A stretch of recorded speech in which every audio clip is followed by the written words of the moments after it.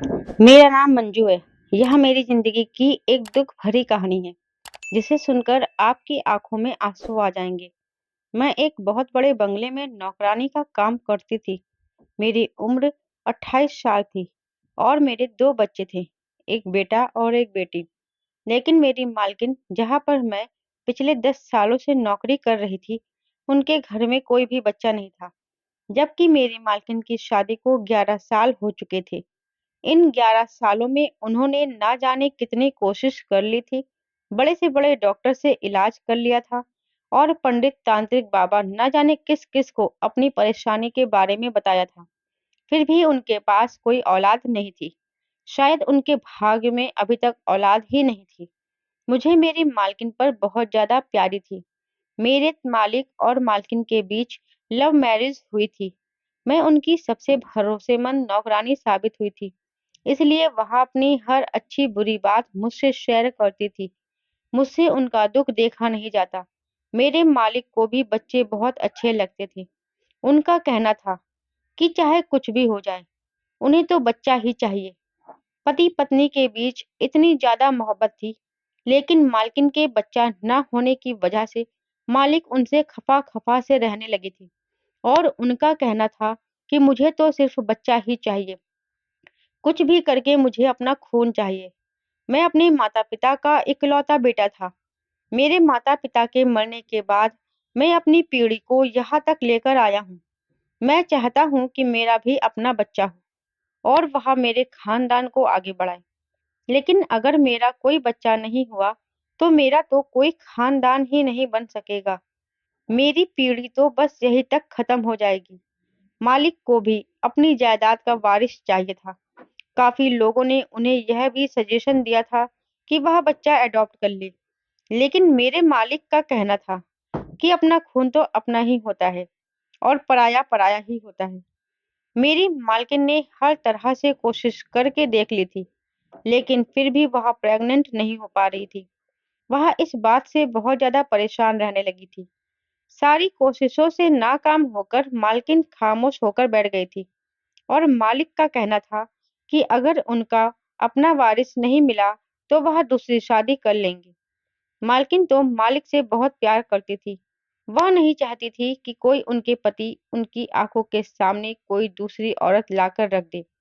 ऐसा तो मालिक भी नहीं चाहते थे, लेकिन वह भी मजबूर थे। इस सारे मामले में मैंने मालकिन की बहुत मदद की थी। वह जिस भी तांत्रिक बाबा के पास जाती थी, मुझे अपने साथ लेकर जाती थी। लेकिन इस मदद का उन्हें आज तक कोई फायदा नहीं मिला था। लेकिन इस बार तो मालिक ने दूसरी शादी करने का पक्का इरादा कर लिया था और उन्होंने कहा था कि वह किसी भी हाल में अपना डिसीजन नहीं बदलेंगे, क्योंकि इससे पहले भी मालिक मालकिन से जिद कर बैठे थे कि उन्हें अपने बच्चे की खातिर दूसरी शादी करनी ही होगी। लेकिन प्यार वह हमेशा मालकिन से ही करेंगे। मालकिन उनकी बात सुनकर बहुत ज़्यादा रोती थी और मालकिन की आँखों में मालिक कभी आँसू नहीं देख सकते थे। हर बार मालिक मालकिन के आँसू देखकर अपने आप को दूसरी शादी करने से रोक लिया करते थे, जबकि वह मालकिन को पूरा भरोसा दिलाते थे कि जो वैल्यू उनके दिल में मालकिन की आज है, उनकी जगह वह कभी उस दूसरी पत्नी को नहीं देंगे। उन्हें सिर्फ दूसरी पत्नी से बच्चा चाहिए, क्योंकि मालकिन मालिक की मोहब्बत थी और उनका कहना था कि मेरी मोहब्बत हमेशा ही मेरे लिए मेरी पत्नी ही रहेगी। अब तो मालकिन की जान पर ही बन आई थी। अब तो कोई जादू टोना भी काम नहीं करने वाला था। मालिक ने अब जो फैसला कर लिया था, तो कर लिया था। मालकिन बहुत ज़्यादा परेशान थी। मैं उन्हें देख रही थी कि वह रो रही थी। उनकी हालत बहुत ज़्यादा खराब थी। वह अपने कमरे में आँखों में आँसू लिए इधर से उधर चक्कर काट रही थी। मैंने उनसे कहा कि मालकिन, अब परेशान मत हो, सब ठीक हो जाएगा, कुछ भी गलत नहीं होगा। तो उन्होंने कहा, तुम्हें नहीं पता है मंजू, मैं अपने पति की दूसरी पत्नी को बर्दाश्त नहीं कर सकती। मैं नहीं चाहती कि इस घर में मेरे रहते हुए मेरी सौतन आ जाए। मैं अपने पति से बहुत प्यार करती हूँ। मुझे नहीं पता था कि शादी के बाद भगवान मुझे औलाद नहीं देगा और इस वजह से मेरे पति के दिल में मेरे लिए मोहब्बत कम हो जाएगी, बल्कि खत्म ही हो जाएगी। मैंने मालकिन को तसल्ली दी और कहा कि ऐसा नहीं है। मालकिन, मालिक आपसे बहुत प्यार करते हैं और वह मजबूर हैं। वह दूसरी शादी करना ही नहीं चाहते। मालकिन कहने लगी, क्या तुम्हें पता है, जब मेरे पति की दूसरी पत्नी इस घर में आ जाएगी और वह उन्हें बच्चा पैदा करके दे देगी, तो उनके दिल में मेरे लिए जो बची कुची मोहब्बत है वह भी खत्म हो जाएगी, क्योंकि मैं तो उनको बच्चा नहीं दे सकी और वह औरत उनका बच्चा देगी, तो मेरी पति उसी को, उसके बच्चे को ज्यादा वैल्यू देंगे। फिर तो मेरी इज्जत घर में दो कौड़ी की भी नहीं रहेगी, और ऐसा मैं बिल्कुल नहीं चाहती हूँ। हाँ, ऐसा ज़रूर है कि मेरा पति किसी दूसरे का बच्चा ले ले, लेकिन सारी ज़िंदगी के लिए मेरे ही घर में मेरे सामने सौतन को लेकर ना आए। मेरी इस शहर में भी कोई इज़्ज़त है।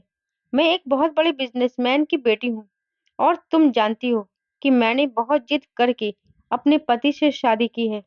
मेरे पेरेंट्स तो शादी के लिए तैयार ही नहीं थे। अगर उन लोगों को यह बात पता चल गई, तो वह भी मुझसे कहेंगे कि यह तुम्हारी ही गलती का नतीजा है। मैं उन लोगों से कुछ नहीं कह सकती। मेरे पति के दोस्त भी उनको यही एडवाइस देते हैं कि वह दूसरी शादी कर ले, ताकि इस घर में जो मेरी वैल्यू है, वो बिल्कुल खत्म हो जाए। लेकिन मैं ऐसा बिल्कुल नहीं होने दूंगी। मैं कोई ना कोई रास्ता निकाल कर ही रहूंगी। मालकिन हद से ज्यादा परेशान थी। फिर अचानक वो मेरे चेहरे की तरफ अजीब नजरों से देखने लगी। मैं भी मालकिन को ही देख रही थी कि अचानक उनको मुझसे क्या काम पड़ गया और वह मुझे इस तरह से क्यों देख रही हैं। तभी मालकिन ने अचानक मुझसे कहा कि मंजू, क्या तुम मेरी मदद कर सकती हो? उन्होंने अचानक मेरी आंखों में देखकर मेरे हाथों को थामकर मुझसे सवाल किया, तो मैं हैरान हो गई थी। मैंने उनसे कहा कि हाँ, मैं तो हमेशा आपका काम करने के लिए तैयार रहती हूँ। आपको ऐसा कहने की बिल्कुल ज़रूरत नहीं है, तो मैं हमेशा आपकी मदद करती रहूँगी, क्योंकि यह मेरा फ़र्ज़ है। मैंने कहा कि आपको पूछने की ज़रूरत नहीं है, आप तो बस मुझे अपना काम बताइए कि मुझे आपका क्या काम करना है, मैं किस तरह से आपकी मदद कर सकती हूँ। तो उन्होंने कहा कि मैं आज तुमसे ऐसी मदद माँगने जा रही हूँ, शायद इस मदद के लिए तुम कभी तैयार ना हो। उनकी बात सुनकर मैं हैरान हो गई थी कि ऐसा आखिर कौन-सा काम था और ऐसी कौन-सी मदद थी, जो मैं उनके लिए नहीं कर सकती थी। मैंने कहा, मालकिन, मैं आपकी मदद हर तरह से करने की पूरी कोशिश करूँगी। कभी ऐसा नहीं हो सकता कि मैं आपकी मदद करने से इनकार कर दूँ।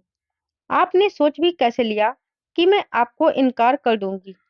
तो उन्होंने कहा कि जो बात अब मैं तुमसे कहने जा रही हूँ, शायद वह तुम्हारे लिए सुनना बहुत मुश्किल और करना भी बहुत मुश्किल होगा और तुम इनकार भी कर दोगी। उनकी बात सुन मुझे सच में बड़ी हैरानी हुई थी कि आखिर ऐसी कौन-सी मदद थी जो वो मुझसे चाहती थी।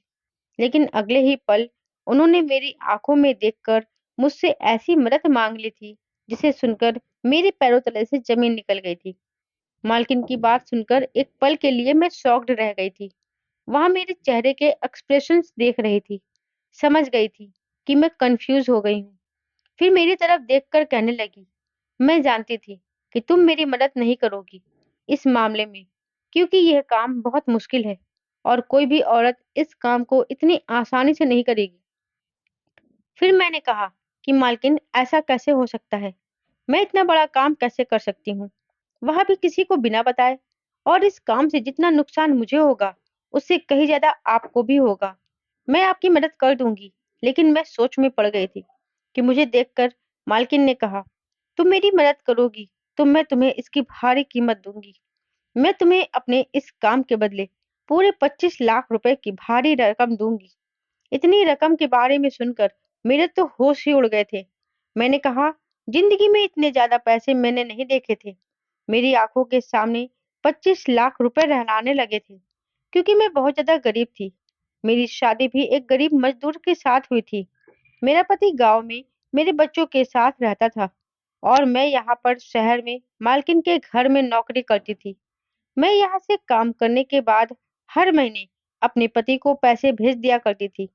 जब से मैंने यहाँ पर काम करना शुरू किया था, मेरे पैसे कमाने की वजह से मेरे पति ने नौकरी करना छोड़ दिया था और उसने ना जाने कितने रुपए का कर्ज लिया हुआ था। यह 25 लाख रुपए हमारे बहुत काम आने वाले थे। यह रकम तो बहुत बड़ी थी, रकम बहुत ज़्यादा और काम बिल्कुल आसान था। मुझे इससे कोई फ़र्क नहीं पड़ता था, लेकिन मुझे डर था कि मेरा पति इस काम के लिए मुझे परमिशन देगा भी या नहीं। वैसे मुझे पूरी उम्मीद थी कि मेरा पति जब 25 लाख रुपए की बात सुनेगा, तो फ़ौरन ही इस काम के लिए तैयार हो जाएगा। यही सोचते हुए मैं फ़ौरन मालकिन का काम करने के लिए तैयार हो गई थी। मैंने कहा कि मैं आपकी मदद करने के लिए तैयार हूँ, लेकिन आपको इस काम के लिए मालिक को भी तैयार करना होगा। फिर मैंने मालकिन से कहा कि इस बारे में अगर किसी बाहर वाले को पता हो गया, तो आपको पता है कि लोग कितनी बुरी-बुरी बात बनाएंगे और आपकी रेपुटेशन पर भी फर्क पड़ेगा। और तो और सबसे बड़ी बात यह है कि क्या मालिक इस काम के लिए राजी हो जाएंगे? मालकिन कहने लगी, जब मेरा पति दूसरी शादी करने को तैयार है, तो वो इस काम के लिए तो बहुत ही आसानी से तैयार हो जाएगा। तुम्हें पता है कि मैं यह बात अपने दिल पर पत्थर रख कर कह रही हूँ। मैंने कहा, मालकिन, आप एक बार मालिक से बात कर लो, उसके बाद ही हम इस काम की शुरुआत करेंगे। यह एक बहुत बड़ा काम है, आप सोच लो और समझ लो। मालकिन कहने लगी, मुझे पता है, यह कोई छोटी बात नहीं है, बहुत बड़ी बात है। मैंने मालकिन से कहा, आप एक बार फिर सोच लो, ऐसा ना हो कि बाद में आपको पछताना पड़े। मालकिन ने कहा, मैंने बड़ी मुश्किल से यह फैसला किया है और अब मैं अपने फैसले से मुकरने वाली नहीं हूँ। तुम मेरी फिक्र मत करो, मैं खुद पर कंट्रोल कर लूंगी। बस तुम मेरी मदद करने के लिए तैयार हो जाओ। ऐसा ना हो कि सब कुछ खत्म हो जाए। मालकिन अपने इरादे की पक्की थी। उन्होंने इरादा कर लिया था और वह अब पीछे हटने वालों में से नहीं थी। उन्होंने कहा कि वह सारी जिंदगी के लिए सौतन बर्दाश्त नहीं कर सकती, लेकिन एक रात के लिए परेशानी से जरूर गुजर सकती है। इसलिए उन्हें यह सब करना ही होगा। मैंने भी अपने दिल को पक्का कर लिया था। यह काम मेरे लिए भी बहुत बड़ा था। पहले तो मुझे अपने पति से परमिशन लेनी थी। उसके बाद मुझे इस काम को अंजाम देना था। यह काम सच में दिल दहला देने वाला था। अगर मेरे पति ने मुझे इजाज़त दे दी, तो मैं हर तरह से मालकिन की मदद करने के लिए तैयार हूँ और जितना हो सकता है, लोगों से हमने इस बात को छुपा कर ही इस काम को अंजाम देना होगा। क्योंकि लोगों के सामने अगर मालिक और मालकिन की पोल खुल जाएगी, तो लोग गलत समझेंगे। मुझे मालिक से भी डर लग रहा था, क्योंकि मालिक गुस्से में बहुत तेज थे। वह मालकिन से बहुत प्यार करते थे, लेकिन जब उन्हें पता चलेगा कि मालकिन ने ही इस तरह का प्लान बनाया है, तो ना जाने उनका क्या रिएक्शन होगा। मालकिन ने बताए हुए प्लान पर हम दोनों ने एक ही साथ ध्यान देना शुरू कर दिया था। मैंने अपने पति को फोन कर दिया था और मालकिन को अब मालिक के आने का इंतजार था। दरअसल हमारा प्लान यह था कि मालकिन ने कहा था कि तुम मेरे पति का बच्चा पैदा करोगी, क्योंकि मैं जिंदगी भर के स्वतंत्र को बर्दाश्त नहीं कर सकती। लेकिन एक दिन के लिए अपने पति को किसी दूसरी औरत के साथ एक बच्चे की खातिर बर्दाश्त करने में कोई हर्ज नहीं है। सिर्फ एक रात की ही तो बात थे।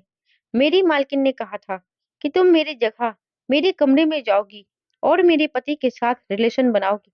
फिर जब तुम प्रेग्नेंट होगी, तो बच्चा पैदा हो जाने के बाद हमारा बच्चा हमें वापस कर दोगी, कि उसके बदले में तुम्हें 25 लाख रुपए दूंगी। मुझे इस काम से कोई प्रॉब्लम नहीं थी, क्योंकि मेरे पास तो पहले से ही 3 बच्चे थे। इसलिए मुझे अब किसी बच्चे की ख्वाहिश नहीं थी और मालिक तो वैसे भी उनको अपना बच्चा ही चाहिए था। अगर वह ये काम किसी और से कहते, तो उनके रेपुटेशन पर फर्क पड़ सकता था। मैं उनके घर में रहती थी और उनकी परेशानी को अच्छी तरह से समझती थी। इसीलिए उन्होंने ये काम मुझे करने के लिए कहा था। लेकिन एक औरत के लिए ये काम बहुत मुश्किल है कि वह अपने पति को छोड़कर किसी गैर मर्द के साथ रहे। मालकिन की भी बहुत मजबूरी थी, लेकिन मालकिन ने इस काम के साथ-साथ मुझे एक शर्त भी बताई थी। उन्होंने कहा था कि मंजू, माफ कर देना, लेकिन मर्द फितरत कभी भी बदल सकती है। इसीलिए मैं तुम्हें यह काम इसीलिए मैं तुम्हें यह बात अब बता रही हूँ। बच्चा पैदा हो जाने के बाद तुम अपने गाँव अपने पति के पास चली जाना। उसके बाद हम तुम्हें अपने घर में नौकरी पर नहीं रख सकते। मुझे मालकिन की ये बात बहुत बुरी लगी थी। मैंने उनसे कहा कि फिर मैं कहाँ काम करने जाऊंगी और मेरे घर का गुजारा कैसे चलेगा। मालकिन ने कहा कि 25 लाख रुपए मिल जाने के बाद तो तुम्हें नौकरी करने की ज़रूरत ही नहीं है। और दूसरी बात यह है कि अगर फिर भी तुम्हें दिक्कत हुई, तो मेरा नंबर तुम्हारे पास है। तुम मुझे कॉल कर सकती हो। तुम्हें जितने भी पैसे की ज़रूरत होगी, मैं तुम्हें देती रहूँगी। क्योंकि मैं तुम्हारी सारी ज़िंदगी की एहसानमंद हो जाऊँगी, इसलिए सारी ज़िंदगी तुम्हारी मदद भी करती रहूँगी। मालकिन की यह बात सुनकर मैं बहुत खुश हुई थी। मैंने अपने पति को कॉल लगाई और उसको यह सारी बात बता दी थी। मेरे पति को इस बात पर गुस्सा भी आया, क्योंकि मर्द है। जाहिर सी बात है, कोई भी मर्द अपनी पत्नी को दूसरे मर्द के हवाले नहीं कर सकता। लेकिन मेरा पति लालची आदमी था। उसका दिमाग थोड़ा गलत हरकतों में तो फंसा हुआ था। मेरी बेटी थी, वह अपने दोनों भाइयों का ख्याल रखती थी और खाना वगैरह बना लिया करती थी। मैं जो पैसे यहाँ से भेजती थी, मेरा पति उन्हें दोनों हाथों से लुटाता था और उसने काम करना तो बिल्कुल छोड़ दिया था। सिर्फ मेरे पैसों से अय्याशी करता था। इससे पहले मेहनत मजदूरी से पैसा कमाता था। पर यहाँ मैंने बहुत बड़ी गलती कर दी थी कि मैंने नौकरी करना शुरू कर दिया था। 25 लाख रुपए की रकम के बारे में सुनकर मेरे पति ने मुझे फौरन परमिशन दे दी थी और उसने कहा था कि उसे कोई ऐतराज नहीं है। उसे तो सिर्फ पैसों से मतलब है। मैंने जब मालकिन को बताया कि मेरा पति राजी हो गया है, तो मालकिन खुश हो गई थी। और मालकिन ने मालिक को जब सारी बात बताई, तो वो भी खुश हो गए थे। पहले तो वह भी थोड़े नखरे दिखा रहे थे, लेकिन उन्हें भी औलाद चाहिए थी और अपना ही खून चाहिए था। इसलिए वह भी इस काम पर तैयार हो गए थे। रात होते ही मालकिन ने मुझे मालिक के कमरे में भेज दिया था। आज मैंने मालकिन की आंखों में आंसू देखे थे।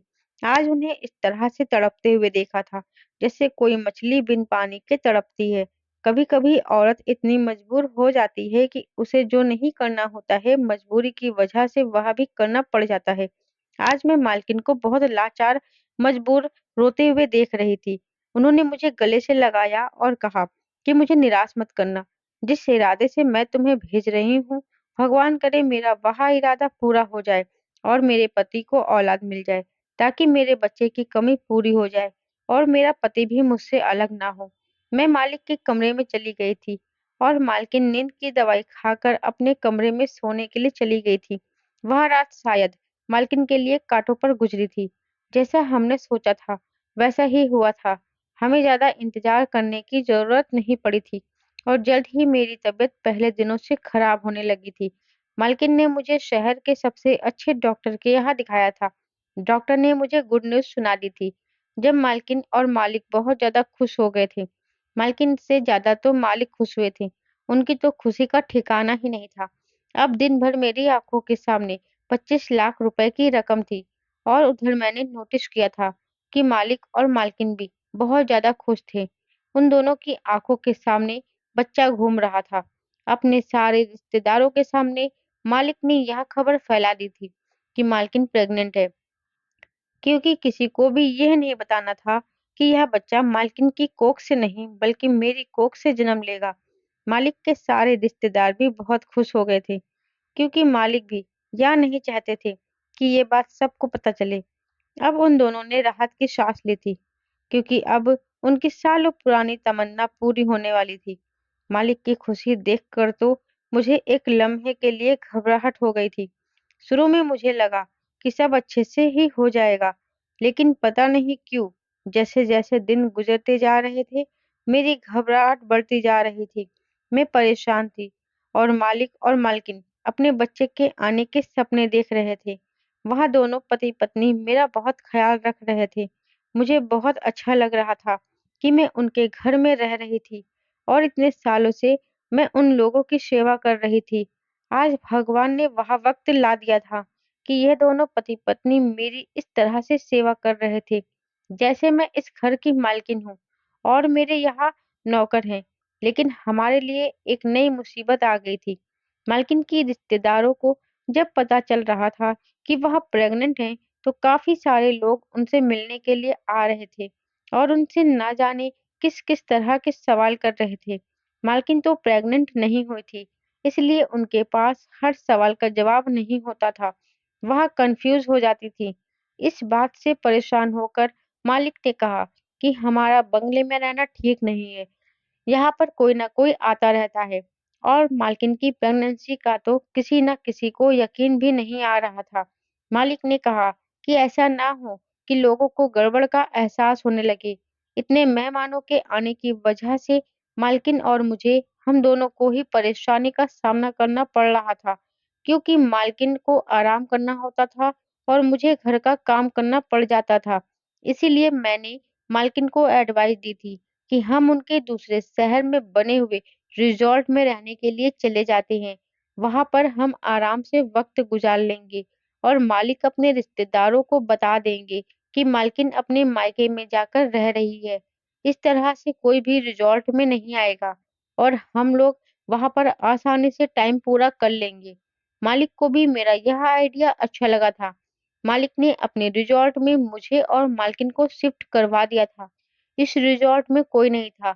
हमारे साथ मालिक ने एक चौकीदार और एक नौकरानी को भेज दिया था, हमारा ख्याल रखने के लिए, क्योंकि मैं अभी तक कोई काम नहीं कर रही थी। उधर बंगले में अगर कोई मेहमान आ जाता, तो मुझे काम करना पड़ जाता था, ताकि किसी को हम पर शक ना हो। इस रिज़ॉर्ट में हमारी ज़रूरत की हर एक चीज़ मालिक ने मौजूद करवा दी थी। हम इस रिज़ॉर्ट में आने के बाद बहुत सुकून से थे और मालकिन मेरा बहुत ज़्यादा ख़्याल रखती थी। कुदरत का करिश्मा भी बड़ा अजीब होता है। कल मैं जिनसे माँगती थी, आज वह मुझसे औलाद माँगने के लिए तरसे जा रही थी। मेरी मालकिन बहुत अच्छी और मेहरबान औरत थी। मैं सोचती थी कि मालकिन इतनी अच्छी है, फिर उनके साथ अच्छा क्यों नहीं हुआ?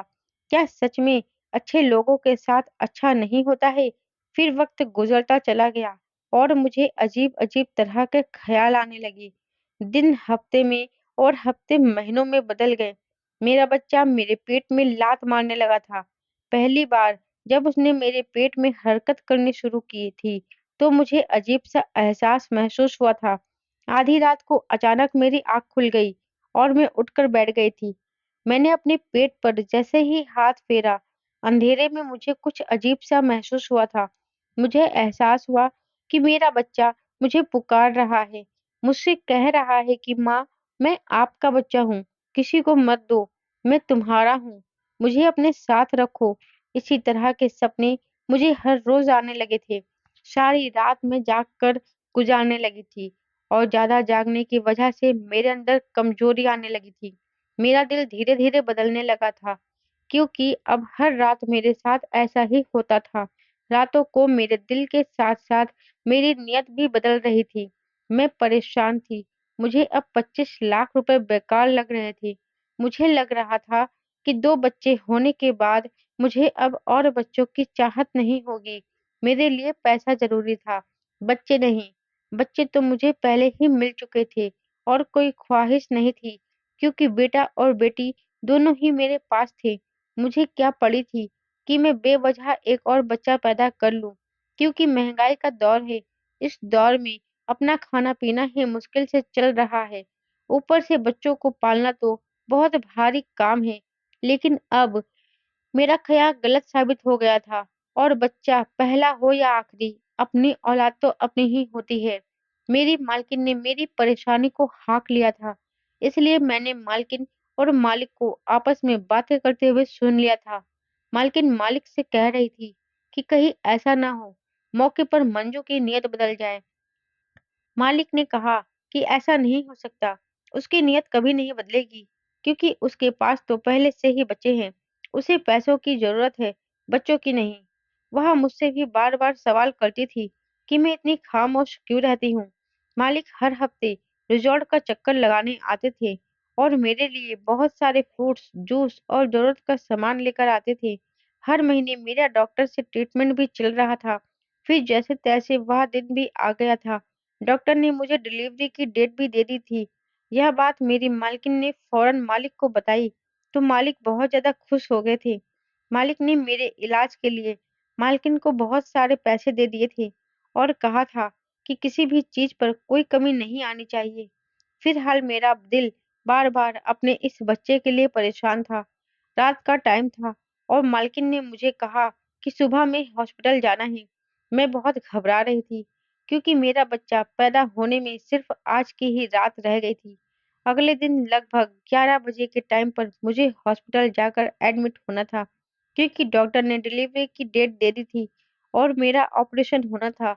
यह बात सुनकर तो मुझे बहुत डर लगने लगा था और फिर मेरा ऑपरेशन होगा। मैंने दिल में सोच लिया था कि मैं अपना बच्चा किसी को नहीं दे सकती। ये मेरा बच्चा है। मैं इसे 25 लाख रुपए की वजह से किसी दूसरे के हवाले नहीं करूंगी। भले ही इस बच्चे के पिता मालिक थे, लेकिन माँ तो मैं थी, जो उसकी जन्म देने वाली थी। पिता से ज्यादा ममता माँ के दिल में होती है, जो पूरे 9 महीने तकलीफ से गुजर कर अपनी कोख में रखती है। और भला मैं अपने बच्चे को 9 महीने अपने पेट में रखने के बाद किसी दूसरी माँ की गोद में कैसे डाल सकती थी? अपने शरीर के अंग को मैं किसी और के हवाले नहीं कर सकती थी। मैंने सोच लिया था कि यह मेरा बच्चा है। मैं इसे 25 लाख रुपए में तो क्या, 1 करोड़ में भी किसी को नहीं दूंगी। मेरी नियत और मेरा इरादा दोनों ही बदल चुके थे। मैंने देखा मालकिन रात होने के बाद अपने कमरे में जाकर सो चुकी है। मैंने जल्दी से अपना सामान पैक किया और चुपके से मैं वहां से भाग गई थी। मुझे तकलीफ भी होनी शुरू हो गई थी, क्योंकि मेरी डिलीवरी की डेट दी जा चुकी थी। मैं जल्दी से निकल आई और रातों रात मैंने रात वाली बस पकड़ी और बस में सवार हो गई। मुझे लग रहा था कि अब मैं ज्यादा बर्दाश्त नहीं कर सकती। मैंने कभी ऑपरेशन नहीं करवाया था, क्योंकि मेरे दोनों बच्चे नॉर्मल पैदा हो गए थे। मुझे इस दर्द की आदत हो चुकी थी। मैं अपनी मालकिन और मालिक को बहुत बड़ा धोखा देकर वहां से भाग आई थी, क्योंकि मुझे अपना बच्चा चाहिए था और मैं इसे किसी और को नहीं दे सकती थी। पीछे मालिक और मालकिन का क्या हाल होगा, मैं इस बारे में सोचना ही नहीं चाहती थी। मुझे सिर्फ ख्याल था तो अपने बच्चे का, जिसे बचाना मेरी जिम्मेदारी थी। लगभग 6 घंटे का सफर तय करने के बाद मैं अपने गांव पहुंच गई थी। लेकिन अब मुझे दर्द तेजी से शुरू हो गया था। मैं अपने घर नहीं गई थी, क्योंकि मेरा पति तो वहां पर 25 लाख की उम्मीद लगाए बैठा हुआ था। मेरे पति पर बहुत सारा कर्जा था और इन 9 महीने में उसने 25 लाख के ना जाने कितने सपने देख लिए थे। अगर मैं उसके पास चली गई तो मुझे उम्मीद थी कि वह मुझे वापस मालकिन के पास ले जाएगा और उनसे पूरे पैसे हासिल कर लेगा। मेरा पति तो पहले ही बहुत लालची इंसान था। जो आदमी अपनी पत्नी को दूसरे मर्द के साथ 25 लाख रुपए के लिए बर्दाश्त कर सकता है, वह कभी उसकी ममता को नहीं समझ सकता। और 25 लाख के बारे में सुनकर जितना वह खुश हुआ था, उसकी खुशी मैं शब्दों में बयां नहीं कर सकती थी। सारा दिन वह सोचता रहता था कि जब 25 लाख रुपए आ जाएंगे तो मैं यह करूंगा, वो करूंगा, यह लाऊंगा, वो लाऊंगा, और न जाने किस किस तरह की बातें करता था। उसे अपनी पत्नी और बच्चों से ज्यादा पैसों से प्यार था। मैं गांव की खास दाई के पास चली गई थी। मेरे बाकी के बच्चे भी इसी औरत ने पैदा किए थे। मैं दाई के घर पर गई और जोर जोर से दरवाजा बजाने लगी। गर्मियों की रात थी। मैं रात के 2 बजे के टाइम पर वहां से रवाना हुई थी और अभी सुबह के 8 बजने वाले थे। गर्मियों में तो सब लोग जल्दी सोकर उठ जाते हैं। दाई या डॉक्टर्स को तो आदत होती है कि कभी भी उनके पास पेशेंट आ जाए, उसको हैंडल कर लेती हैं। दाई ने जैसे ही दरवाजा खोला, वह मुझे देखकर बड़ी हैरान हो गई थी और कहने लगी कि अब की बार तुम शुरुआत के ही दिनों में मेरे पास नहीं आई हो। तुम्हारे बच्चे तो अब काफी बड़े हो गए हैं।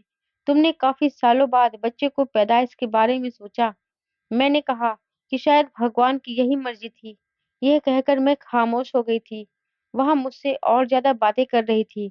मैंने उनसे कहा कि ज्यादा बातों का टाइम नहीं है। मुझे दर्द हो रहा है। मेरी डिलीवरी का टाइम आ गया है। इसलिए मैं आपके पास आई हूँ। मुझे मेरा बच्चा सही सलामत चाहिए। जल्दी मुझे मेरा बच्चा डिलीवर करके दे दो। मुझे बस यही परेशानी हो रही थी कि कहीं मालिक के आदमी यहाँ पर ना आ जाए और मुझसे मेरा बच्चा ना छीन ले। मुझे जल्दी से जल्दी अपना बच्चा यहाँ से लेकर कहीं दूर जाना होगा। मुझे मालिक और मालकिन से डर लग रहा था और यह भी डर था कि कहीं मेरा पति लालच में आकर यह बच्चा मालकिन को पहुंचा देगा। इसलिए मैं अपने घर भी वापस नहीं जाऊंगी। डर और परेशानी की वजह से मेरा बुरा हाल हो रहा था। मैंने यहाँ तक नहीं सोचा कि मेरे पीठ पीछे मालक और मालकिन का क्या हाल होगा जब उन्हें पता चलेगा कि मैं रातों रात उनके घर से भाग गई हूँ। पहले तो वो लोग मुझे तलाश करने की कोशिश करेंगे और उसके बाद ना जाने वह दोनों एक दूसरे के साथ क्या कर गुजरेंगे। फिलहाल मुझे दर्द शुरू हो चुके थे और मेरी डिलीवरी दाई करवा रही थी। लगभग 1 घंटे की मेहनत के बाद मेरा बच्चा दुनिया में आ गया था। मेरी तो खुशी का कोई ठिकाना ही नहीं था। मैंने सोच लिया था कि मैं जल्द से जल्द अपने बच्चे को लेकर उठाकर उसे यहाँ से कहीं दूर चली जाऊंगी, यहाँ से बिल्कुल गायब हो जाऊंगी, ताकि मेरे बारे में किसी को कुछ पता न चले कि मैं कुछ भी करके अपना बच्चा मालिक और मालकिन को नहीं दूंगी। मैंने यह तक नहीं सोचा था कि यह वो मालकिन थी जिसने सारी जिंदगी मुझ पर एहसान किए थे। मैंने उन दोनों पति पत्नी का नमक खाया था। उन्होंने मुझे खाना दिया, मुझे पहनने के लिए कपड़े दिए, मुझे रहने के लिए जगह दी। अगर वह ये सब ना देती तो हमारे पास खाने के लिए कुछ भी नहीं होता। मैंने मालकिन की किसी अच्छी बात को याद नहीं किया और उन दोनों को बच्चे का सपना दिखाकर अचानक उनकी आंखों से उनके सारे सपने छीन लिए। उनकी ख्वाहिश पूरी होने के टाइम पर मैं उनकी सारी ख्वाहिशों को बिना पूरे किए ही वहां से भाग आई थी। उन दोनों से इतना बड़ा वादा 9 महीने तक मैं किए रखे थे। जब वह वादा पूरा करने का टाइम आया तो मैंने उन्हें बेवकूफ बना दिया। मुझे नहीं पता था कि एक माँ इतनी खुदगर्ज होती है जितनी कि मैं हो गई थी। मैंने उन दोनों पति पत्नी की फीलिंग की कदर भी नहीं की थी। दोनों ने ही मुझ पर भरोसा किया था। मेरा बच्चा इस दुनिया में आ चुका था। उसके रोने की आवाज सुनकर मुझे लगा कि मेरी जान में जान आ गई है। जब मेरा बच्चा पैदा हो गया तो 2-3 घंटे आराम करने के बाद मैं अपने बच्चे को लेकर बहुत दूर चली गई थी। यह एक छोटा सा गांव था जहाँ पर बहुत कम लोग रहते थे। यहाँ पर मैंने एक पुरानी सी झोपड़ी में अपना बसेरा कर लिया था और अपने बच्चे की परवरिश करने लगी थी। शायद मुझे मालिक और मालकिन ने ढूंढने की बहुत कोशिश की थी, लेकिन मैं इतनी दूर जा चुकी थी, जहाँ के बारे में मैं उन लोगों को कुछ पता ही नहीं चला। यहाँ पर भी मैंने लोगों के घरों में काम करना शुरू कर दिया था और मैं अपने बच्चों को काम कमाई में पाल रही थी। लेकिन शायद मुझे मेरे किए की सजा मिलनी थी, क्योंकि मैंने उन दोनों पति पत्नी का दिल दुखाया था। मुझे मेरे किए की सजा इस तरह से मिली कि एक दिन अचानक मेरी तबीयत खराब हो गई। गांव के ही लोगों ने मुझे विधवा समझकर मुझे सरकारी अस्पताल में भर्ती करवा दिया। वहां पर पता चला कि मुझे कैंसर जैसी बड़ी बीमारी है और मैं जब तक जी रही हूँ, ना जाने किस दिन मेरी मौत आ जाए। मैंने अपनी यादों को ताजा करने के लिए अपनी जिंदगी की पूरी कहानी डायरी में लिखना शुरू कर दी, ताकि जो गलती मैंने की है वह आगे कभी कोई औरत ना करे। मैं रोज लिखती थी। देखते ही देखते मेरा बेटा 15 साल का हो गया था। मेरा बेटा बचपन से ही बहुत समझदार था, क्योंकि मालिक भी बहुत समझदार और ईमानदार आदमी थी। वह हूबहू अपने पिता पर गया था। भगवान ने मेरे बेटे की परवरिश करने के लिए शायद मुझे 15 साल तक जिंदा रख लिया था। एक दिन ना जाने कैसे मेरे बेटे के हाथ में वह डायरी लग गई। उसे मैं गांव के ही सरकारी स्कूल में फ्री में पढ़ा रही थी। मेरा बेटा पढ़ाई में बहुत अच्छा था, इसीलिए वह पढ़ना लिखना जल्दी ही जान गया था। मेरे बेटे ने मेरी डायरी पढ़ ली और उसे मेरी हकीकत के बारे में सब कुछ पता चल गया। जब उसने मुझसे इस बारे में सवाल किया तो मैं डर गई कि इसे कहाँ से पता चला। तब उसने मुझे मेरी डायरी दिखाई। मैं ये सदमा बर्दाश्त ना कर सकी और मेरी तबीयत बिगड़ने लगी। मेरे बेटे ने शायद मेरी जान बचाने के लिए मेरे साथ बहुत कुछ किया। उस डायरी में शहर का वह एड्रेस भी लिखा हुआ था जिसमें मालिक और मालकिन का बंगला था। वह मुझे गांव की ही मासी के पास छोड़कर मालिक और मालकिन के पास चला गया और मेरी वह डायरी भी अपने साथ ले गया। मैंने उसे जाने से बहुत मना किया था, लेकिन मेरी उसने एक ना सुनी। वह अकेला ही चला गया। जब वो वहां गया तो उसने सारी हकीकत मालिक और मालकिन को बताई। मालिक और मालकिन को बहुत गुस्सा आया था और उन लोगों ने उसकी बात सुनकर सोचा कि यह बच्चा झूठ बोल रहा है। लेकिन जब उन्होंने उसकी शक्ल को गौर से देखा तो वह हैरान रह गए थे, क्योंकि मालिक के गाल पर एक छोटा सा मसा था। यही मसा इस लड़के के गाल पर भी था, जिससे जाहिर हो रहा था कि ये लड़का मालिक का ही बेटा है और उसकी बातें करने का अंदाज भी बिल्कुल मालिक की तरह है। वह लड़का बिल्कुल मालिक पर ही गया था। इस बात का भरोसा दोनों को हो गया था, क्योंकि वह उनकी औलाद था। मालिक और मालकिन अपने गुस्से की वजह से चाहते थे कि वह हमारी मदद ना करे। उसने कहा था कि आप लोग मेरे साथ चले और मेरी माँ की जान बचा ले। उनको शहर इलाज के लिए लेकर जाना है और उनका ऑपरेशन होना है, वरना वह मर जाएगी। मालिक और मालकिन का तो आज तक कोई बच्चा ही नहीं हुआ था और मेरे भाग जाने के बाद उन्होंने बच्चों की ख्वाहिश को ही खत्म कर दिया था, क्योंकि मालिक का कहना था कि शायद भगवान नहीं चाहता कि हमारे पास बच्चा है। अब भगवान से बढ़कर तो कुछ नहीं है। ऐसा भी हो सकता है कि वह दूसरी शादी कर ले और उस औरत की भी नीयत बदल जाए, जैसे उनके घर की भरोसेमंद नौकरानी की बदल गई थी। यही सब सोचते हुए उन्होंने औलाद का ख्याल दिल से निकाल दिया था, क्योंकि वह बेचारे तो मेरे भरोसे बैठे हुए थे। जब वह दोनों उस लड़के के साथ मुझसे मिलने आए, तो मुझे देखकर उनकी पुरानी यादें ताजा हो गई थी। फिलहाल उन्होंने मुझे इतना बीमारी में तड़पते हुए देखा, तो मुझे माफ कर दिया था। लेकिन उन्होंने मुझसे शिकायत जाहिर की कि तुमने हमारे साथ अच्छा नहीं किया था।